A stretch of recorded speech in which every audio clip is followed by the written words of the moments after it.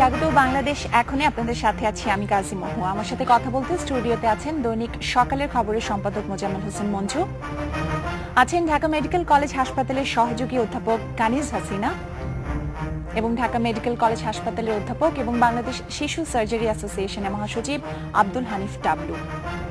আপনাদের তিনজনকেই স্বাগত জানাচ্ছি। দর্শক, আপনারা নিশ্চয়ই এরই মাঝে জানেন যে বগুড়ায় মায়ের পেটে গুলিবিদ্ধ শিশু সুরাইয়া এখন পুরোপুরি সুস্থ এবং তাকে মায়ের কাছে হস্তান্তর করা হয়েছে আজকে ঢাকা মেডিকেল কলেজ হাসপাতাল থেকে।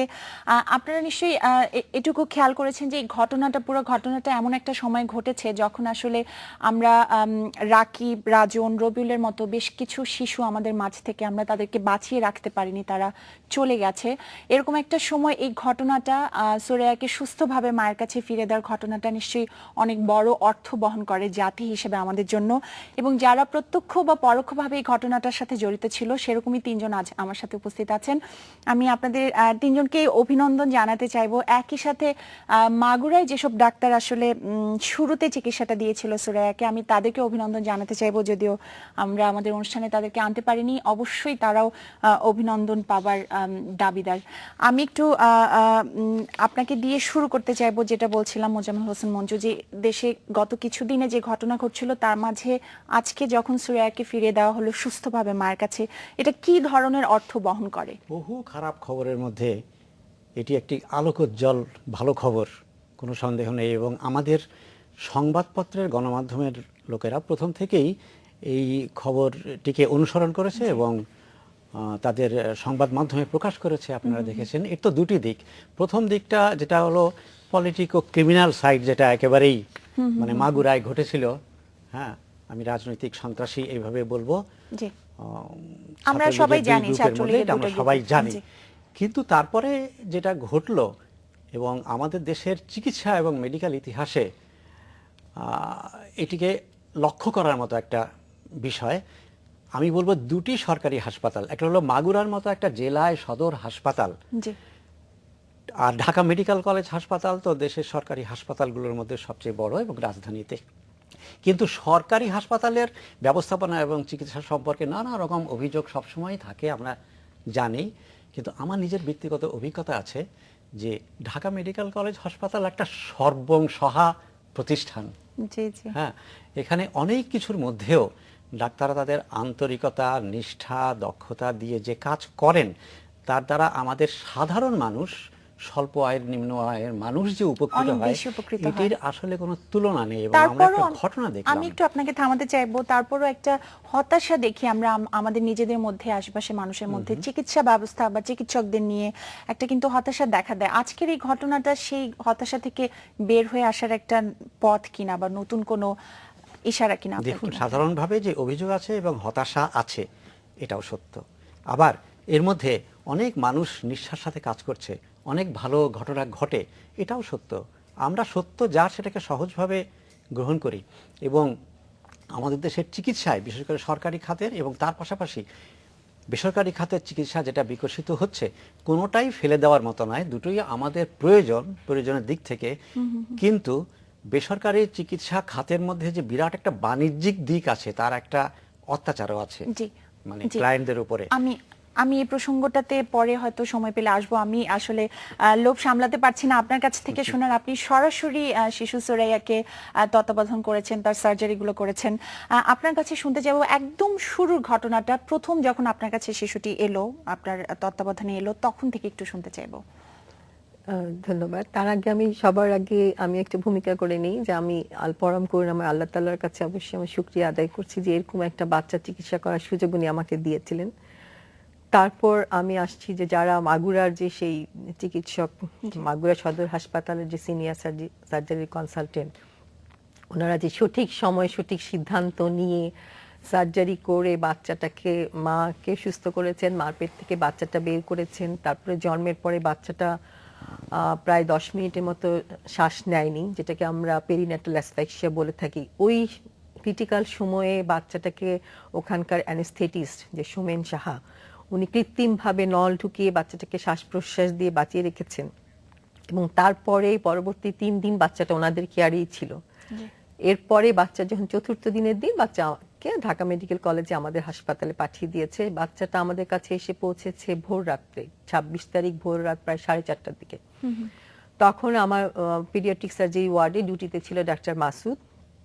সে ওই সময় খুব পরম যত্নে বাচ্চাটাকে রিসিভ করেছে এবং বাচ্চাটার যে সমস্ত সমস্যা ছিল, বাচ্চাটা ঠান্ডা হয়ে গেছিল, তাকে সেই প্রাথমিকভাবে যেটুকু প্রাথমিকভাবে যেটুকু করা চিকিৎসা দরকার দেওয়া সেই মুহূর্তেই মানে সেই মুহূর্তে যেটুকু প্রয়োজন ছিল সবটুকুই সে নিষ্ঠার সঙ্গে করেছে। বাচ্চাকে ওয়ার্মার দিয়ে ওয়ার্ম করেছে, একটা বেবি কটের ব্যবস্থা করেছে, তুলা দিয়ে পেঁচিয়েছে। তারপরে এত দূর থেকে বাচ্চাটা আপনারা জানেন, ও প্রায় 32 সপ্তাহ 5 দিনের মাথায় বাচ্চাটাকে সিজারিয়ান করে আমরা গণমাধ্যমে যেটা এসেছিল যে 34 সপ্তাহের, আমরা এটা জানি যে 34 সপ্তাহে বাচ্চা, আমরাও তাই জানতাম। পরে যখন আমাদেরকে ওই যে স্বাস্থ্যমন্ত্রী মোহাম্মদ নাসিম স্যার আমাদেরকে যখন সম্বর্ধনা দিয়েছিলেন ডাক্তারদেরকে, সেদিনই আমাদের সাথে মাগুরাশি ডাক্তারদের দেখা হয়েছিল।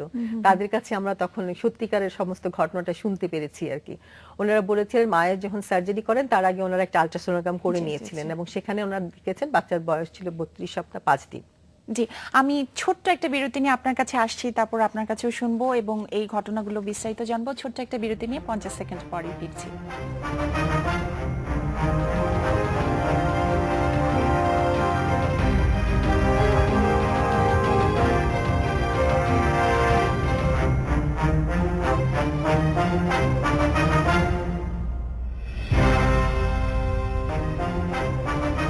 স্বাগত আরো একবার, দেখছেন বাংলাদেশ এখন। ডক্টর হাসিনা, 3 দিন পরে যখন আপনি সুরাইয়াকে পেলেন, প্রাথমিকভাবে যখন আপনি তাকে দেখলেন, কি অবস্থায় পেয়েছিলেন তাকে? বাচ্চাটাকে আমি তো সকালবেলা এসেছি, তার আগে আমার ডিউটি ডক্টর সবকিছুই যা যা করার তা করে নিয়েছিল। আর আমি যা পেয়েছি সেটা হচ্ছে যে বাচ্চাটা প্রিটার্ম এবং ওজন ছিল 2 কেজির মতো। তারপরে তার মাল্টিপল জায়গায় ইনজুরি ছিল, যেমন একটা বুলেট চলে গিয়েছিল বুকের পিছন দিক থেকে সামনের দিকে ডান দিকের বুকে। সেটা মায়ের পেটে থাকাকালীন যেহেতু বাচ্চার পজিশনের কারণে সে বুলেটটা যখন বের হয়ে যায়, সে যাওয়ার সময় বাচ্চার ডান দিকের গলায়, ডান চোখ এবং ডান হাতে ইনজুরি করে যায়। তো সেই ইনজুরিগুলো আমি দেখেছি। আর তারপরে যেহেতু মনে হলো যে বুকের মধ্যে ইনজুরি, বুকে তো একটা ফুসফুস থাকার কথা, যদিও বাচ্চার শ্বাসকষ্ট তেমন ছিল না, কিন্তু আমরা তখনই ওই বাচ্চাটাকে ডক্টর মাসুদি আগেই একটা বুকের এক্সরে করিয়ে নিয়েছে যে তার কোনো লাংসে কোনো ইনজুরি আছে কিনা সেটা দেখার জন্য। দেখা গেল যে তার লাংসে কোনো ইনজুরি তার ছিল না। তার কারণ হচ্ছে যে বাচ্চা যখন মায়ের পেটে থাকে তখন তো সে শ্বাস নেয় না। শ্বাস না নেওয়ার কারণে ফুসফুসটা তখন সংকুচিত থাকে এবং এটা একটা সলিড অর্গান হিসেবেই থাকে।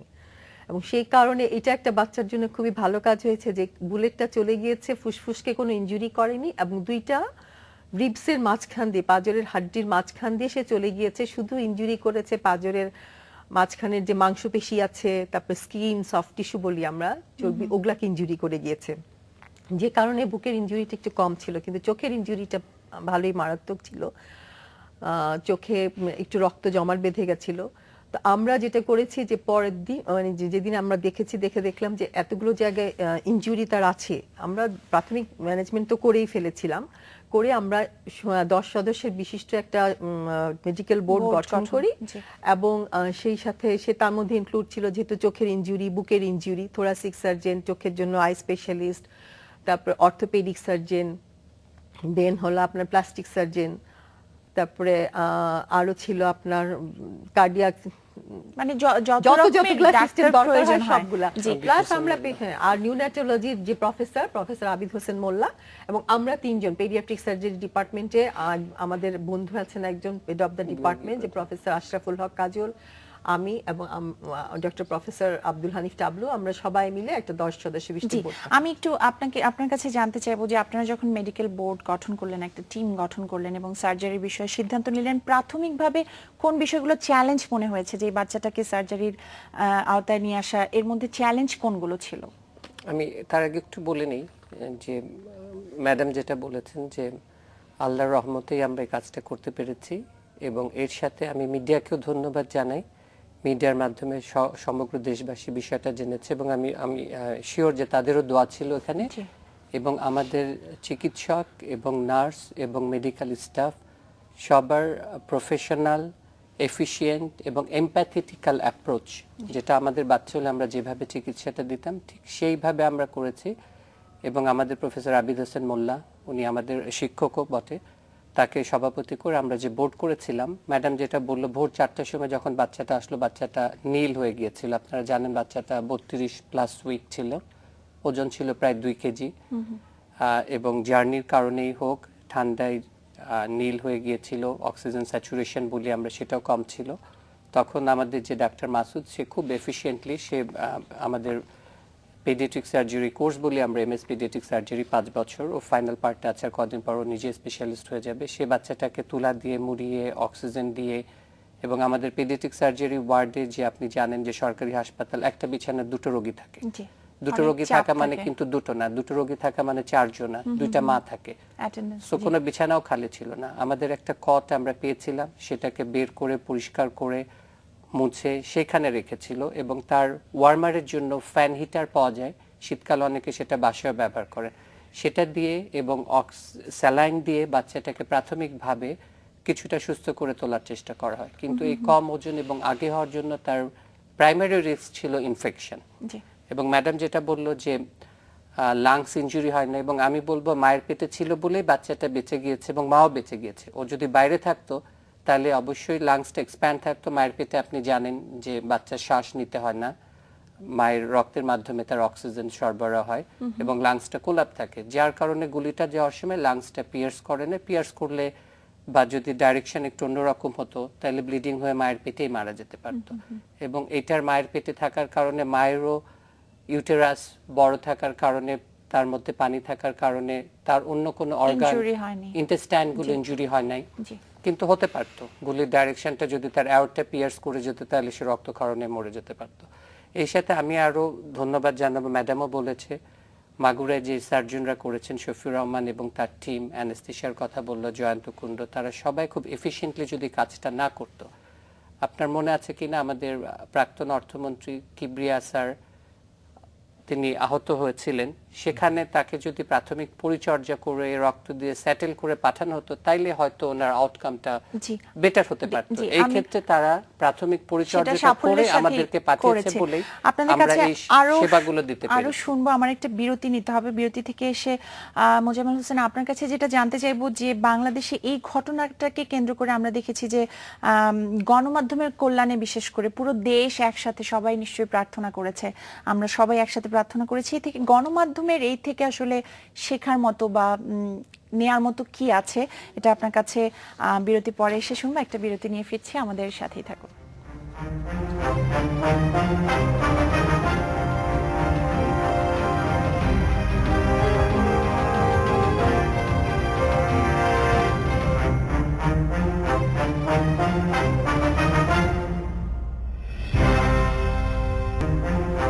স্বাগত আরো একবার, আপনারা দেখছেন বাংলাদেশ এখন। মোজাম্মেল হোসেন, বিরতির আগে যেটা জানতে চেয়েছিলাম যে মায়ের গর্ভে গুলিবিদ্ধ হওয়া থেকে আজকে ফেরা পর্যন্ত মায়ের কাছে সুরাইয়ার বিষয়টা গণমাধ্যম যেভাবে সামনে এসেছে এবং পুরো দেশ আমরা দেখেছি যে এক হয়েছে, জাতীয় অন্যান্য ইস্যুতে আমরা গণমাধ্যমের কাছে এই ধরনের ভূমিকা আশা করতে পারি কিনা? অবশ্যই পারি, এবং লক্ষণও এটাই যে আমাদের গণমাধ্যম ক্রমশ পরিপক্ক হচ্ছে। আমরা বলবো যে সাংবাদিকতার কেন্দ্রবিন্দুতে মানুষ, মানুষের জন্যই সাংবাদিকতা। একটা প্রচলিত ধারণা আছে যে bad news is good news, হ্যাঁ, মানে খারাপ ঘটনাকে বড় করে দেখালে সেটা সংবাদপত্রের কাটতির জন্য ভালো ইত্যাদি। তো এর মধ্যে দিয়ে আমরা কিন্তু দেখছি যে একটা মানবিক ঘটনাকে মানবিক দৃষ্টিকোণ থেকে কিভাবে মানে খবর হিসেবে পরিবেশিত করা মাধ্যমে গোটা জাতির যেন এক তন্ত্রীতে বেঁধে দিয়েছে যে সবাই প্রার্থনা করছে, জানতে চাচ্ছে। হ্যাঁ, আমাদের কাগজ থেকে আমরা এই যে এখানে দুজন যে ডাক্তার বসে আছেন, আমরা তাদের সাক্ষাৎকার নিয়েছিলাম 12 তারিখে, পরে এই 15ই আগস্টের কারণে আমরা একটু অপেক্ষা করছিলাম, টেলিভিশন সব জায়গায় একটা ফলোআপ অপেক্ষা করছিলাম যে আমরা ভালো খবরটা জানতে চাই, কারণ একটা ঝুঁকি তো আছেই বাচ্চাটার। হ্যাঁ, তো আজকে সত্যি খুব আনন্দের বিষয় যে এইখানে আরেকটা হয়তো গণমাধ্যম খেয়ালও করবে যে দেশে সরকারি হাসপাতালগুলো সম্পর্কে সাধারণ যে ধারণা, সেখানে হয়তো একটা পরিবর্তন আসার, অর্থাৎ এখানে অ্যাটেনশন দেওয়ার আছে এরকম একটা বিষয় হয়তো মানে গণমাধ্যমের সামনে আসতে পারে এই ঘটনাটার মধ্য দিয়ে, যে একটা মফস্বল সদর হাসপাতাল আর ঢাকা মেডিকেল হাসপাতাল তারা, এবং আমরা মাগুরার ওই ডাক্তারের আমরা যে সাক্ষাৎকার নিয়েছি উনি একটা কথা বলেছেন যে শুক্রবার ছিল সামনে, শফিউর রহমান বন্ধ কনসালটেন্ট ছিল। সার্জারি। তিনি সময় ক্ষেপণ করেননি, তিনি সঙ্গে সঙ্গে যে সিদ্ধান্ত নিতে পেরেছিলেন এবং সক্রিয় হয়েছিল তার টিম, এটি কিন্তু একটা খুব বড় ঘটনা। অনেক দুর্ঘটনা অনেক জায়গায় ঘটেছে আপনার ঈদের সময় ডাক্তারদের অনুপস্থিতির কারণে, অনেক জি। বিয়োগান্তক ঘটনার কিন্তু তারপর আমাদের ডাক্তারদের দৃষ্টান্ত অবহেলার আছে। অনেক ঘটনাও আমাদের আছে। সামনে কিন্তু এসেছে। জি। এখান থেকে দেখা যাবে যে মিডিয়া হয়তো এই জায়গাতে মনোযোগ দেওয়ার জন্য ভবিষ্যতে সচেতন থাকবে যে যে কোনো প্রতিষ্ঠানই হোক, যে প্রতিষ্ঠানই হোক, সেখানে সত্যিকারের মানুষ যারা আছে তাদেরকে তুলে আনার জন্য। জি, ডক্টর হাসিনা, যেখানে আপনার কাছে শুনছিলাম অনেকগুলো ডাক্তার সমন্বয়ে আপনারা একটা টিম করলেন, তারপর সেটা সমন্বয় করে সার্জারিটা কিভাবে করলেন?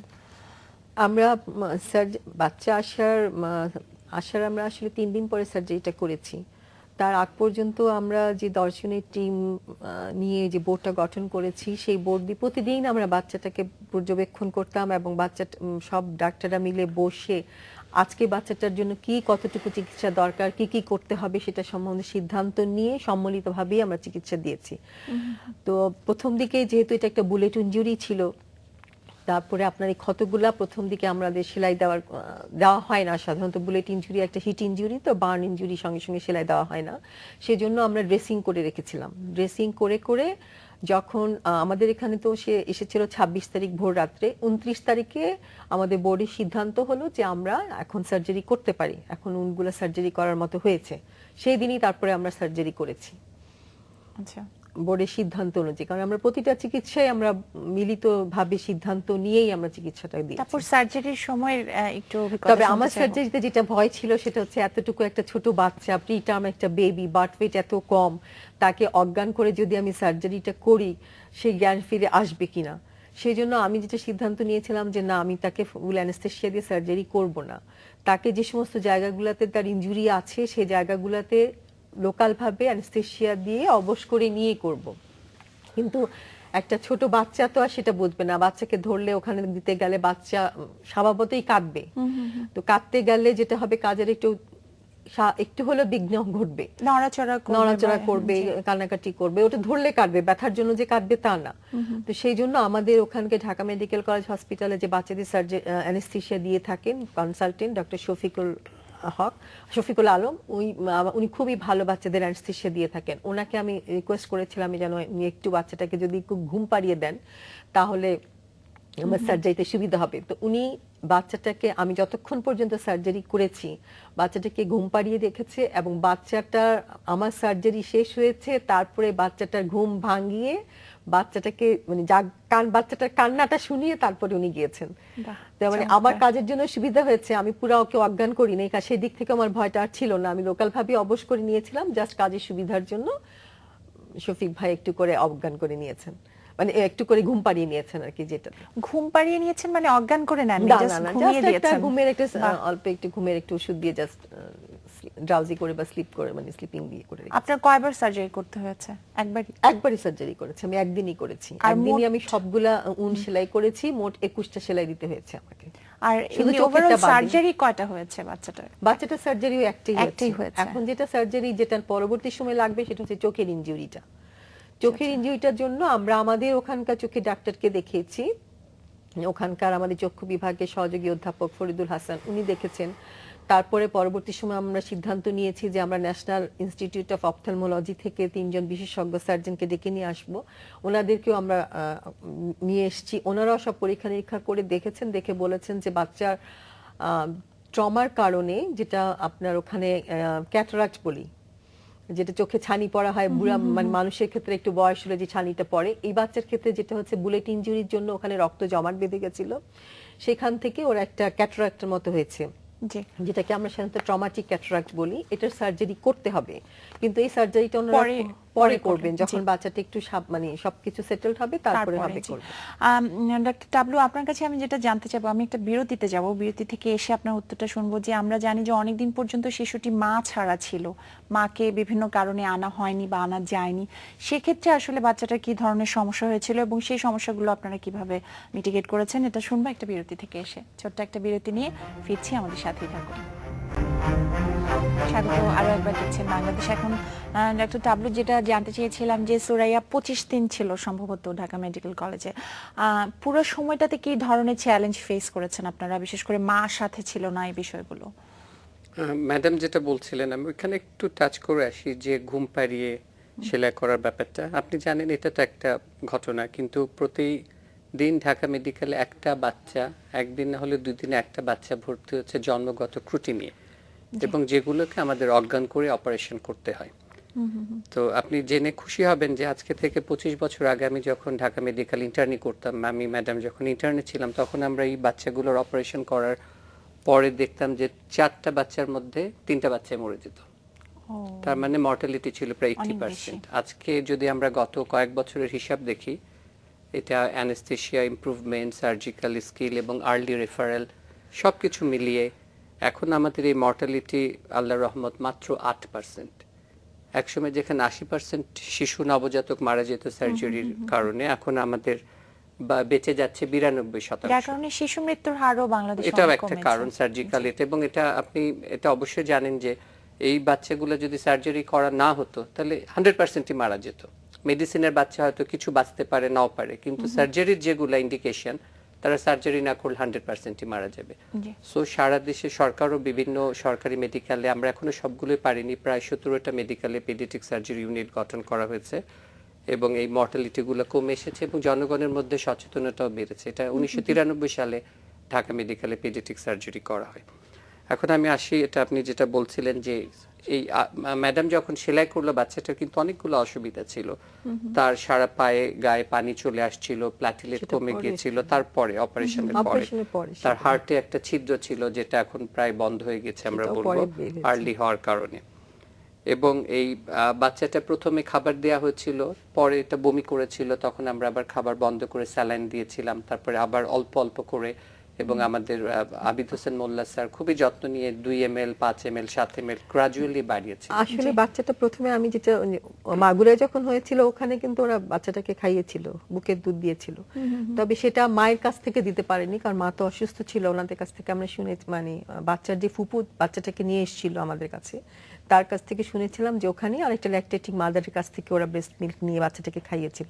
এখানে আপনারা সেই ব্যবস্থাটা করতে পারেন? আমাদের এখানে যখন এসেছিল, আমাদের ওয়ার্ডে যখন ভর্তি হয়েছিল, তখন ওকে মুখে না খাওয়ানোর মতো কন্ডিশন ছিল না, মানে সেরকম কোনো অবস্থা তৈরি হয়েছিল না, তা আমরা সেজন্য মুখে খাবারটাও দিয়েছিলাম। কিন্তু আমাদের ওয়ার্ডে ওই সময় কোনো ল্যাকটেটিং মাদার ছিল না যাদের কাছ থেকে আমরা ব্রেস্ট মিল্ক নিয়ে দিতে পারি। আমরা ট্রাই করেছিলাম, তো যখন পারিনি তখন আমরা আসলে টিনের কৌটা দিয়েই আমরা চেষ্টা করে খাইয়েছি। আমি একটু আপনাদের থামাচ্ছি, আমার 1 মিনিটের একটা বিরতি নিতে হবে। বিরতি থেকে এসে আপনাদের কাছে আরো শুনবো। ছোট্ট একটা বিরতি নিয়ে ফিরছি 1 মিনিট পর, আমাদের সাথে থাকুন।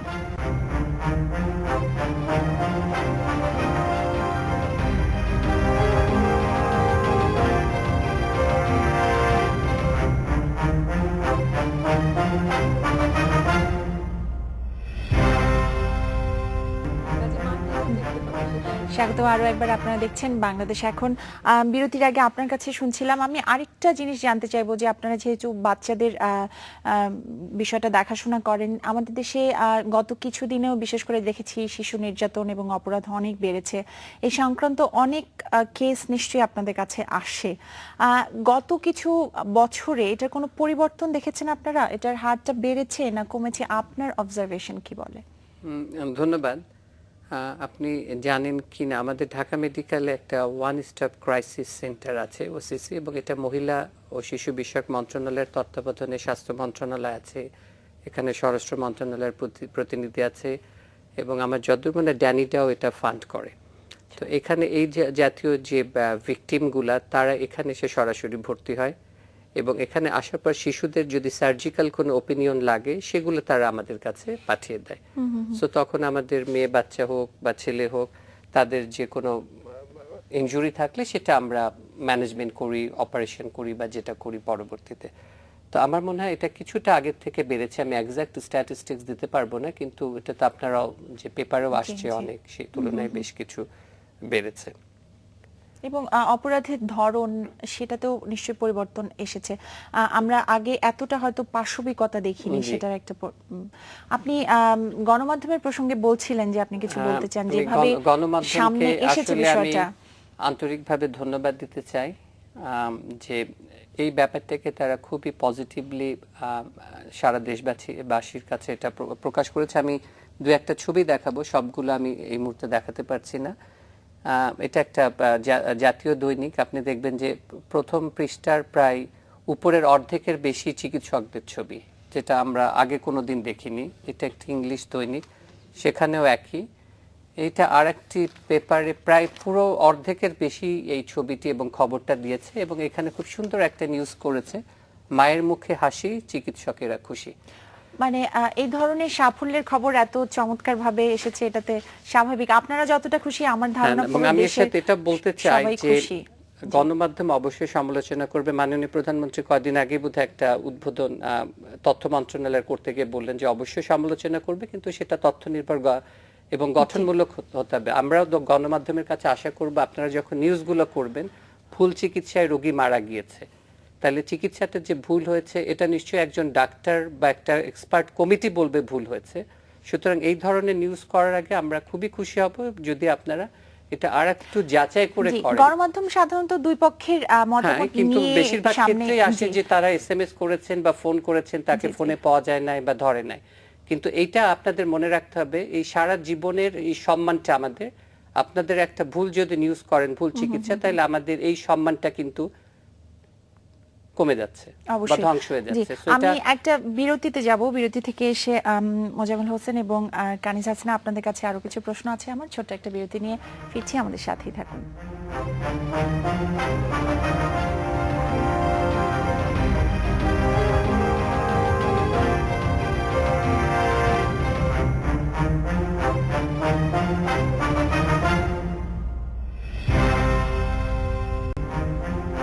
স্বাগত আরো একবার, দেখছেন বাংলাদেশ এখন। মোজাম্মেল হোসেন, বিপদগ্রস্ত একটি শিশুকে যেভাবে পুরো দেশ আসলে সামনে এসেছে, এগিয়ে এসেছে, যেমনটি উনি বলছিলেন যে সব খরচই আসলে মানে কোনো খরচই সম্ভবত ঢাকা মেডিকেল কলেজে দিতে হয়নি, সাধারণ মানুষ অনেক পাশে এসেছে, গণমাধ্যম এসেছে। আপনার কাছে ছোট্ট করে জানতে চাই, ঢাকা মেডিকেল কলেজ সরকারিভাবে সরকারি খরচ দিয়েছে, সবাই দিয়েছে, প্যারেন্টসদেরকে কোনো খরচ স্বাস্থ্যমন্ত্রী নিজে খোঁজ খবর নিয়েছেন, জি, পড়াশোনার দায়িত্বটাও সম্ভবত নিতে চেয়েছেন, আমি যতটুকু শুনেছি। আপনার কাছে যেটা জানতে চাইবো যে এটা থেকে আসলে আমরা ভবিষ্যতে কি আশা করতে পারি, যে কোনো পরিবর্তন দেখতে চান? আমি শুরুতেই বলেছিলাম যে মাগুরা এবং ঢাকা মেডিকেল দুটি সরকারি হাসপাতাল, এই বিষয়টার প্রতি আমি মনোযোগ আকর্ষণ করেছিলাম।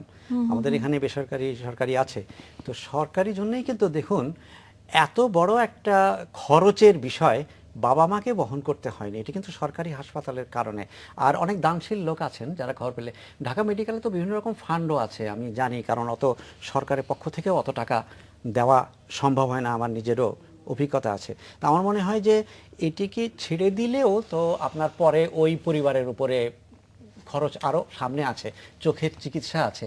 আমার মনে হয় যে দানশীল লোকদের দানটাকে একটু অর্গানাইজ করেও নেওয়া যেতে পারে, কোনো জায়গা থেকে, কোনো সরকারি হোক, বেসরকারি হোক, মিডিয়া হোক, সোশ্যাল অর্গানাইজেশন হোক, এটাও হয়তো হতে পারে।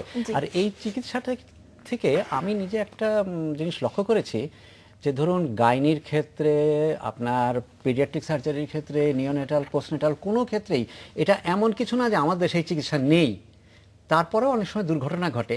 এখানে যে ঘটেনি সেটার কারণ হচ্ছে ডাক্তারদের আন্তরিকতা, কর্তব্যবোধ, অভিনিবেশ, এটাই। জি, আমি ডক্টর হাসিনা আপনার কাছে যেটা জানতে চাইবো যে আপনি এত বড় একটা এর সাক্ষী ছিলেন, আপনি নিজে কাজটা করেছেন হাতে, আপনার নিশ্চয়ই অনেক ভালো লেগেছে, এবং বাচ্চাটির বাবা মা তাকে ডাক্তার বানাতে চেয়েছে। আপনার ওই সময় অনুভূতিটা কিরকম হয়েছিল শোনার পরে? বাচ্চার বাবা মা যখন ডাক্তার, তখন স্বাভাবিকভাবে আমার খুব ভালো লেগেছে, কারণ তারা ডাক্তারদের কাছ থেকে অতটুকু সেবা পেয়েছে বলেই এবং অতটুকু সন্তুষ্ট হয়ে খুশি হয়েছেন বলেই তারা চেয়েছেন যে তাদের মেয়ে যেন বড় হয়ে ডাক্তার হয়। সেটা তো শুনে আমার কেন, আমি আশা করি আমাদের ডাক্তার সমাজে সবারই খুব ভালো লেগেছে যে তারা মানে এরকম একটা সম্মান ডাক্তারদেরকেও দিয়েছেন নিজেরা, এবং যার জন্য নিজের সন্তানকে ডাক্তার বানাতে। আপনি বলছিলেন যে শিশুটি এখনো ঢাকা মেডিকেলে আছে আপনাদের কাছে, আপনারা কি মনে হচ্ছে যে কবে নাগাদ ছেড়ে দিতে পারবেন? আমরা বাচ্চাটা আসলে এখন ভালো হয়ে গিয়েছে, তারপরেও আমরা মার কাছে এখন দিয়েছি দুইটা কারণে। একটা হচ্ছে যে বাচ্চাটা মা পুরোপুরি ভাবে বাচ্চার যত্ন নিতে পারে কিনা, কারণ আমরা বাচ্চার মাকেও কিছুটা ট্রেন আপ করার চেষ্টা করছি, কারণ বাচ্চাটা হয়েছে প্রিটার্ম, লো বার্থ ওয়েট এবং এবার ওর ইনফেকশন হওয়ার সম্ভাবনা খুব বেশি, পরবর্তী সময়ে এটা সম্ভাবনা রয়ে গেছে। সেজন্য আমরা বাচ্চার মাকেও ট্রেনিং দিতে চাচ্ছিলাম কিভাবে ব্রেস্ট ফিডিং করবে, কতদিন তারপরও মানে কতদিন থাকতে তা আমরা হতে আশা পারে? করছি আগামী 2-3 দিনের মধ্যে হয়তো আমরা এটা অলরেডি ট্রেনিং আমরা মাকে আগে থেকে স্টার্ট করে দিয়েছি। আজকে জাস্ট এখন এই 2-3 দিন একটু অবজার্ভ করব যে মা এটা ঠিকমতো পারছে করতে কিনা। পারছেন কিনা। জি, আপনি কিছু বলবেন? আমি একটু বলি ম্যাডামের আর একটা মজার ঘটনা বলি। প্রায় 10 বছর আগে স্যার আপনার খেয়াল আছে একটা বাচ্চা ডাস্টবিনে ছিল, তাকে কাকে টুকরিয়েছিল। সেই বাচ্চার প্রাথমিক চিকিৎসা ম্যাডাম করেছিলেন ঢাকা মেডিকেলে শিশু সার্জারি বিভাগে, এবং সেই বাচ্চাটাকে এখন আমাদের একজন বীর মুক্তিযোদ্ধা তার কন্যা হিসাবে বড় করছেন। আমি এখানে আর দুইটা কথা বলবো। আমাদের চিকিৎসকরা অনেক সীমাবদ্ধতা সত্ত্বেও সারা দেশে আমাদের এই থেকে অনেক সীমাবদ্ধতা সত্ত্বেও অনেক ভালো ভালো কাজ করছে, এবং আমি আমাদের মিডিয়াকেও ধন্যবাদ জানাচ্ছি এবং তাদেরকে বলবো এগুলো তারা উঠে নিয়ে আসবেন পজিটিভ জিনিসগুলো। এবং আমি একই সাথে আমাদের স্বাস্থ্যমন্ত্রীকেও ধন্যবাদ জানাতে চাই। এই প্রথম যে আমি বলবো যে এটা যেমন বাংলাদেশের ইতিহাসে চিকিৎসকদের এত বড় ছবি দেওয়া নেই, তিনিই প্রথম এই চিকিৎসার সাথে সংশ্লিষ্ট যারা ছিলেন মাগুরা, ঢাকা এবং নার্স সবাইকে তার মন্ত্রণালয়ে ডেকে ফুলেল শুভেচ্ছা দিয়েছেন। এই জন্য আমি কৃতজ্ঞতা জানাই এবং আমি চাই এই জিনিসটা যাতে বজায় থাকে। জি, অবশ্যই। আমার সময় শেষ। আপনাদের তিনজনকে অনেক অনেক ধন্যবাদ এবং আবারও অভিনন্দন এত চমৎকার একটা কাজের অংশীদার হওয়ার জন্য। অনেক ধন্যবাদ আমার সাথে যোগ দেওয়ার জন্য। ইন্ডিপেন্ডেন্ট টিভিকেও আমাদের ঢাকা মেডিকেল কলেজের পক্ষ থেকে এই ছিল বাংলাদেশ এখনের আজকের আয়োজন। দেখা হবে আগামীকাল একই সময়ে। শুভরাত্রি।